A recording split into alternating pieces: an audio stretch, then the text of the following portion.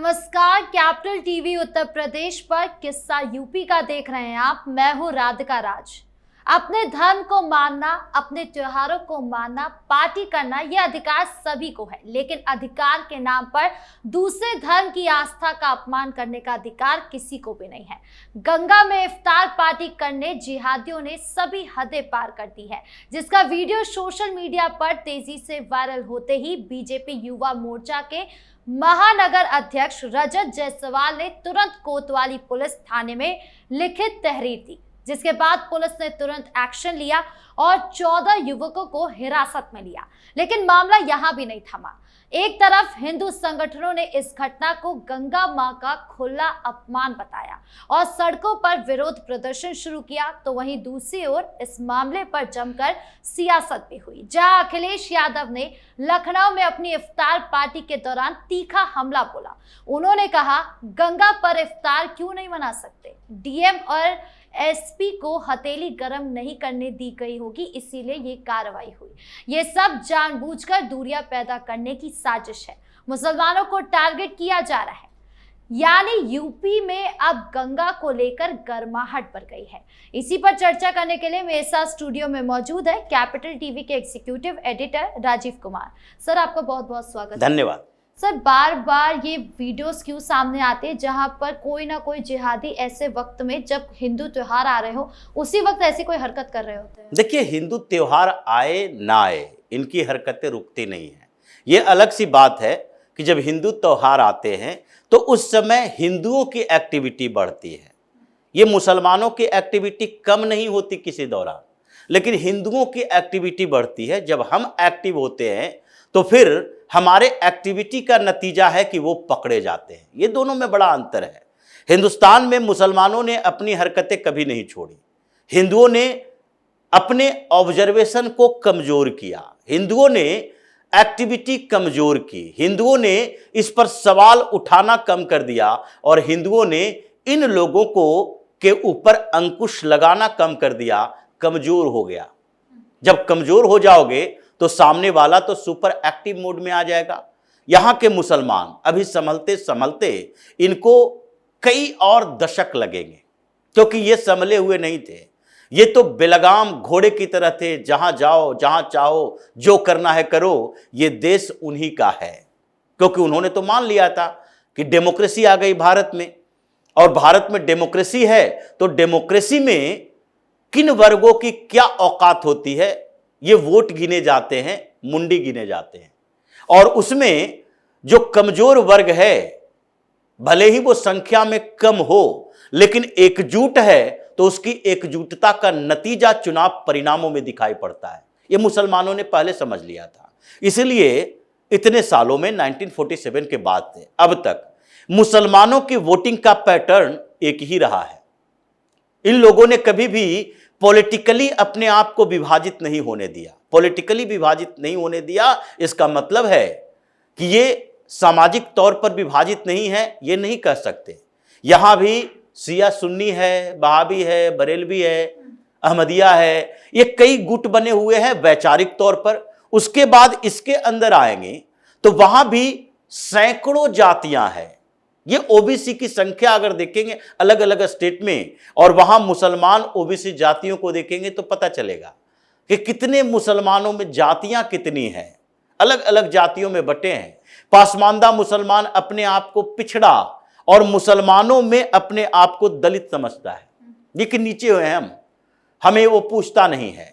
और उसमें भी अपर कास्ट मानता है, शेख, सैयद, पठान, खान, ये मानता है कि हम मुसलमानों के अपर कास्ट के लोग हैं, और वो शादियां भी नहीं करेंगे कुंजड़े से, कसाई से, धोबी से। मुसलमानों में भी ये सारी जातियां हैं।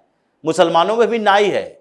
अगर किसी इलाके में मुसलमान नाई नहीं दिखते हैं तो वो दिल्ली एनसीआर में आकर देख सकते हैं। यहां आने वाले का वो भ्रम टूट जाता है कि नहीं नहीं, हमारे इलाके में तो नाई का मतलब हिंदू ही होता था।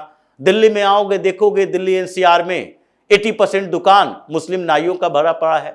तो इनके अंदर भी जातियां हैं, और इन जातियों में बटे हैं सामाजिक लेवल पर, सामाजिक स्तर से। लेकिन ये कभी भी पॉलिटिकली विभाजित नहीं हुए। इसी का असर दिखता है कि इन लोगों ने पहले ही सोच लिया कि पॉलिटिकली एकजुट रहोगे तो डेमोक्रेसी में दूसरे की औकात बताकर रखोगे, क्योंकि हिंदू एकजुट हो ही नहीं सकता। और वही इनका जो मनोबल बढ़ा हुआ रहा, आज तक चलता रहा, सरकार पर दबाव बनाकर रखो। और सरकार किसकी? कांग्रेस की।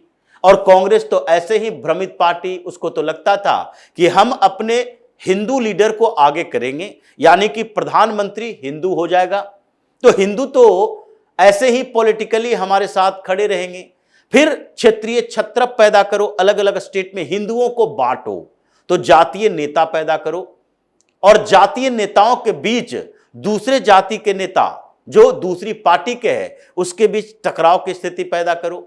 फिर क्षेत्रीय छत्रप जब पैदा होगा तो अलग अलग जाति के नेता होगा, दूसरी जाति के नेताओं से टकराव होगा, तो दूसरी जाति के लोग भी टकराव की स्थिति में रहेंगे, और फिर हिंदू बटा रहेगा, मुसलमान एकजुट है पॉलिटिकली, हमें सत्ता मिलती रहेगी। इसकी ये सोच थी पार्टियों की। लेकिन मुसलमानों की सोच यही थी कि हम एक प्रेशर ग्रुप हैं, मुसलमान होने के कारण प्रेशर ग्रुप हैं, जब सरकार हमारी है तो कौन क्या बिगाड़ लेगा।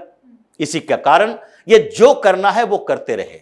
मुसलमानों के लिए गंगा एक नदी है, मुसलमानों के लिए है, हिंदुओं के लिए गंगा नदी नहीं है, गंगा मां है। भगीरथ प्रयास के कारण मां गंगा धरती पर अवतरित हुई। यह हमारे सनातन संस्कृति की परंपराएं हैं। ये लोग कहेंगे कि नहीं नहीं, ये सब तो कहानी है, ये गढ़ी हुई चीजें हैं। अगर गढ़ी हुई चीजें हमारे धर्म की बात तुम करोगे, तर्क लाओगे, तो तुम्हारे मजहब में भी तर्क बहुत सारे हैं। ये सफेद घोड़े पर सवार होकर कोई जन्नत नहीं जाता, और परियों की कहानियां, हूरों की कहानियां, ये भी ऐसा नहीं है कि लॉजिकली साबित होता है। तो हम अपने मजहब में कोई तर्क नहीं चाहते, जो लिख दिया वो लिख दिया, जो आसमानी किताब में है वो आसमानी किताब में जो लिखा है हम उसी को मानेंगे। तो हम क्यों ना माने? हमारे भी संस्कृति में है, हमारे भी रिलीजियस बुक में है, और हम उसे मानते हैं कि हमारी मां है गंगा, और गंगा मां है, पवित्रतम नदी है। तो ऐसी स्थिति में तुम उसे अपवित्र करने पहुंचोगे तो तुम्हारे खिलाफ कार्रवाई होगी। ये नौका विहार करने के लिए तुम्हें मां गंगा की गोद ही मिली थी, जहां पर तुम इफ्तार पार्टी करोगे और वहां पर नॉनवेज लेकर जाओगे, और नॉनवेज में भी तुम क्या क्या लेकर गए हो ये तो कोई जानता नहीं है। ये तो अस्थियां बहा दी गई, ये उसकी हड्डियां फेंक दी गई, अब उसको फॉरेंसिक के लिए ले नहीं जाया जाएगा, वो मिलेगा भी नहीं। लेकिन तुमने किया, और तुमने किया तो उसकी सजा मिलनी चाहिए। अब अखिलेश यादव जैसे लोग जो ऐसी स्थिति में भी, ये अगर जिस तरीके का व्यवहार इनका रहता है, इन लोगों का रहता है कि हिंदू धर्म से इन लोगों को बाहर क्यों नहीं किया जाता, यही सबसे बड़ी समस्या हिंदुओं की रही है। ऐसे लोगों को तो कम से कम ये कहना चाहिए कि भाई तुम पॉलिटिक्स करो, कोई बात नहीं है, लेकिन तुम जयचंद मत बने रहो हिंदुओं के साथ रहकर, हिंदू बनकर, और उसके बाद तुम हिंदुओं के पीठ में खंजर भोंकोगे तो हिंदू रहने के लायक नहीं है। तो इसलिए अखिलेश यादव कह रहे हैं क्या फर्क पड़ता है गंगा में जाकर नाव पर बैठकर वो नॉन वेजिटेरियन आइटम के साथ इफ्तार पार्टी कर रहे हैं, फर्क तो तुम्हें भी नहीं पड़ता। इफ्तार पार्टी में जाते हो, क्यों जाते हो? इफ्तार पार्टी तो उन लोगों के लिए है जो रोजा करते हैं जी, रोजेदार है। इफ्तार पार्टी उन लोगों के लिए नहीं है जो दिन भर भोजन किया है, शाम को चला गया इफ्तार के करने के लिए। इफ्तार का मतलब ही है कि आपने रोजा किया तो शाम को रोजा खुलने के समय में इकट्ठा होकर खाना पीना होगा, जिसमें उन लोगों को जिसके घर पे खाने पीने की थोड़ी समस्या है उसको दूसरे उसके पड़ोस के लोग, आसपास के लोग बुलाते हैं खाने पे, ताकि वो भी रोजा खोलने के बाद थोड़े अच्छे भोजन कर सके। और इस बात को लेकर इन लोगों ने एक तमाशा खड़ा कर दिया कि नहीं इफ्तार करेंगे और हम दिन भर खाना खा के शाम को इफ्तार करने के लिए जाएंगे। मुसलमानों ने और खासकर मौलानाओं ने इसका विरोध ही नहीं किया। ये गैर इस्लामिक नहीं है क्या? ये भी गैर इस्लामिक है। सर, हिंदू संगठन जो है वो मांग कर रही है कि गंगा घाट के आसपास से जितने भी मुसलमान हैं उसे बैन कर देना चाहिए। देखिए, मांग कर रहे हैं, मांग में कुछ परिवर्तन हो सकता है, लेकिन ये मांग पूरी तरह से नाजायज तो नहीं कहा जा सकता, गलत तो नहीं कहा जा सकता। आंशिक सुधार हो सकता है। हम कुछ डिमांड लेकर आते हैं तो उस डिमांड को पूरी तरह से न माना जाए, कुछ बातें उसमें सुधार के लायक होती है। लेकिन अगर हिंदू संगठन ये मांग कर रहे हैं तो ये पूरी तरह से गलत नहीं है। गंगा किनारे इनकी बस्तियां होती है, ये उन मां गंगा की पवित्रता को नहीं समझते तो अपवित्र करेंगे, और हमारे लिए वो पवित्र है। हम अंतिम संस्कार से लेके व्रत त्योहार तक मां गंगा की गोद में करते हैं। तो हमारे लिए घरों में जो गंगा जल लाया जाता है वो घर की पवित्रता के लिए होता है। किसी भी पूजा पाठ आयोजन करते हैं हम तो गंगा जल से उसको पवित्र करते हैं, क्योंकि उसे पवित्र माना जाता है। तो जब ये मुस्लिम बस्तियां रहेगी, ये गोकसी करेगा, ये वैसे चीजों को गंगा में प्रवाहित कर देगा, बहा देगा, जिससे अपवित्र हो जाए, तो हमारे लिए तो वो अशुद्ध है। मां गंगा के जल को भी अगर ये राक्षसी प्रवृत्ति वाले लोग आ जाएं तो वो भी अपवित्र कर सकते हैं। तो हम उनकी पवित्रता को लेकर सिंसियर हैं। ऐसे भी सामान्य तरीके से भी देश में नदियों में बढ़ते हुए प्रदूषण को लेकर सरकार से लेकर लोग तक चिंतित हैं, और ये प्रदूषण तभी कम होगा जब हमारी आस्था उनसे जुड़ी हुई होगी। इसीलिए सनातन संस्कृति को कहा जाता है कि सबसे ज्यादा प्रकृति से नजदीक है, प्रकृति से नजदीक। और कोई भी ऐसा धर्म मजहब नहीं है जो प्रकृति के इतने करीब हो, क्योंकि हमने प्रकृति में पाए जाने वाले हर उन जीवित और अजीवित निर्जीव हर वस्तुओं को किसी तरह से संरक्षित रखने के लिए हमने अपनाया, देवता का रूप दिया।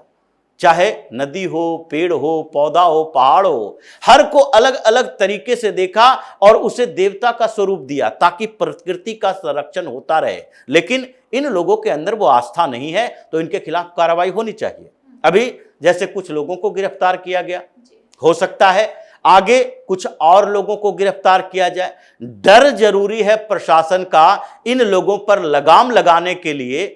इनको डर के बिना और किसी चीज से नैतिकता का पाठ पढ़ाकर इसे सुधारा नहीं जा सकता। जितने दुनिया के देश हैं नैतिकता बताने वाले, उन सब जगहों पर इन लोगों ने हंगामा खड़ा किया है, और जिन्होंने डंडे की भाषा सुनाई, सिखाई, वहां पर यह शांत बैठा हुआ है। चीन भी इसका उदाहरण है, और खाड़ी के देश जहां पर सल्तनत चल रहा है, अभी भी डेमोक्रेसी नहीं है, वो भी इसका उदाहरण है कि वहां पर ये लोग हंगामा खड़ा नहीं करेगा।